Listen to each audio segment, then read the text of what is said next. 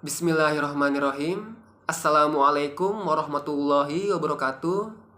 Selamat pagi semuanya. Alhamdulillah, puji syukur pagi ini kita dapat kembali bertemu dalam pembelajaran bahasa Indonesia. Walaupun kita belajarannya masih secara daring, secara jarak jauh atau online ya, tapi ayo kita tetap semangat belajar ya.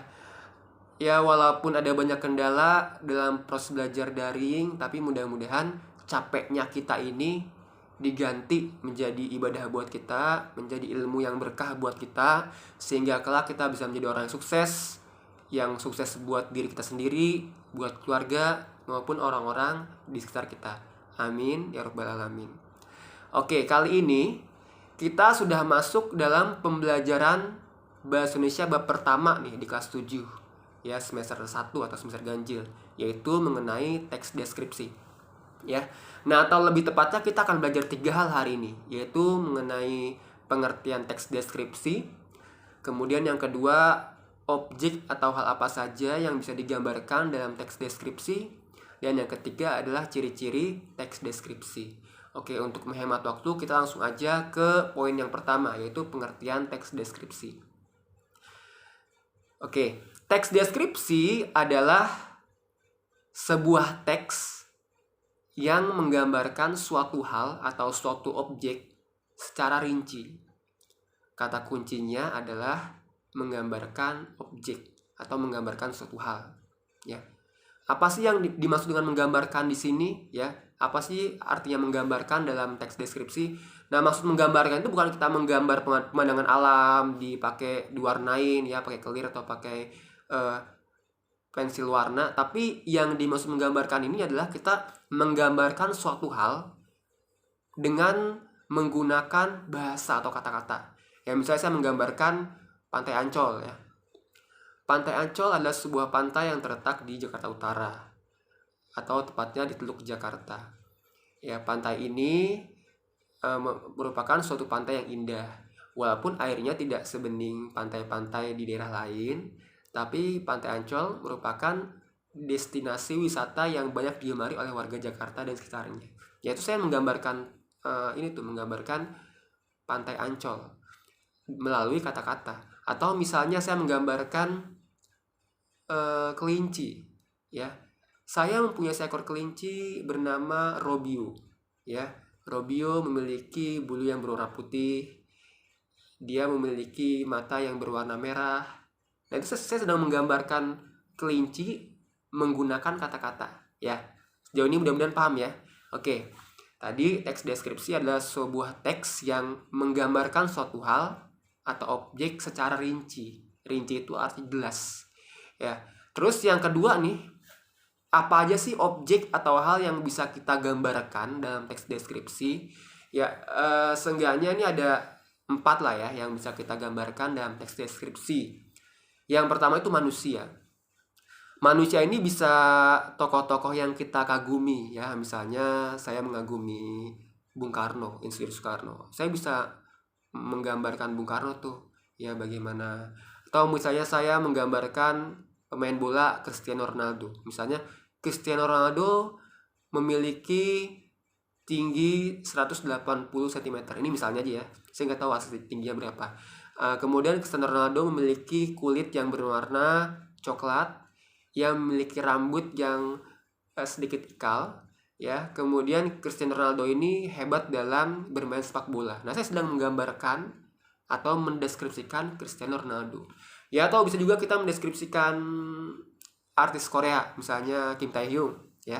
Bebas, pokoknya kita bisa menggambarkan apa saja ya, atau siapapun orangnya. Bisa juga kita menggambarkan diri kita sendiri ya, boleh. Kemudian yang kedua, kita bisa menggambarkan makhluk hidup lainnya ya, bisa hewan, bisa tumbuhan. Misalnya saya tadi mendeskripsikan atau menggambarkan kelinci. Saya ceritain tuh, saya jelasin kelincinya ini warna bulunya apa, warna matanya apa sih ciri-cirinya dia yang lain ya. Kemudian apa kesukaannya, ada kelinci yang sukanya misalnya tidur di tempat-tempat yang adem, misalnya samping kulkas gitu ya. ada banyak ciri-ciri tersebut. Kemudian yang ketiga yang bisa kita gambarkan dalam teks deskripsi adalah tempat. Ya.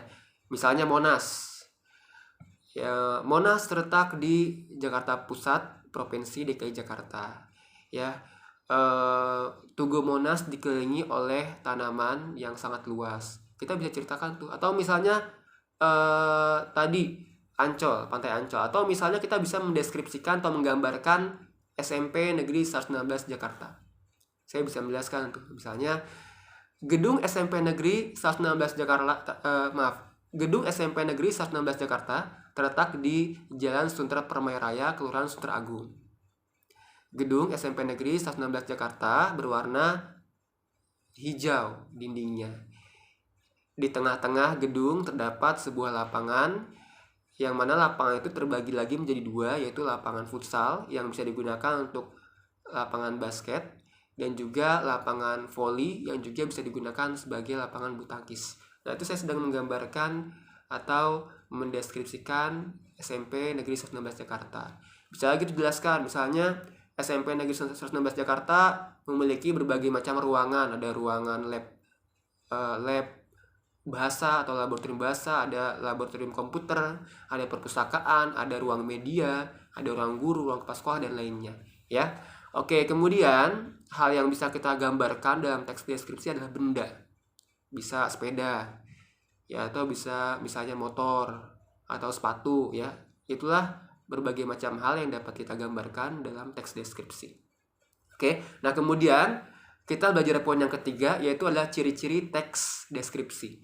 Ciri-ciri teks deskripsi yang pertama adalah menggambarkan objek secara rinci. Ya tadi, pastinya kita menggambarkan objek secara rinci, secara jelas tuh, mulai dari ciri-ciri fisiknya dan sebagainya. Oke, kemudian ciri-ciri teks deskripsi yang kedua adalah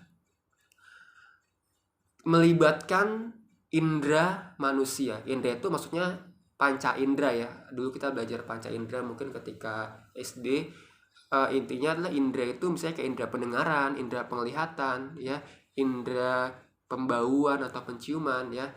Misalnya begini, ketika kita mendeskripsikan kelinci, ya, itu kita mendeskripsikan atau menggambarkan berdasarkan apa yang kita amati menggunakan indera penglihatan kita. Ciri-ciri fisiknya, misalnya tadi bulunya warna putih, matanya warnanya merah, ya.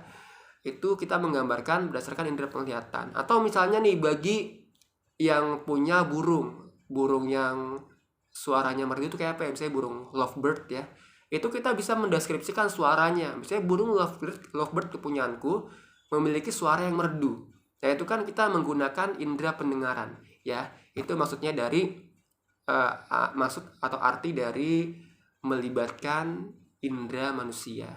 Nah, yang ketiga, ciri-ciri teks deskripsi adalah kita menggambarkan objek, membuat seolah-olah pembacanya itu merasakan keberadaan objek tersebut. Misalnya ketika saya mendeskripsikan kelinci, itu tuh dalam benak kita, dalam hayalan kita, seolah-olah tuh kelinci itu ada di dekat kita lah, gitu. Kita bisa membayangkannya, ya. Oke, itu aja yang kita pelajari hari ini. Simple kan, dikit. Ini videonya paling cuma 8 menit, ya. Udah, itu aja yang dapat kita pelajari hari ini. Mudah-mudahan menjadi ilmu yang berkah buat kita semua. Saya akhiri. Wassalamualaikum warahmatullahi wabarakatuh.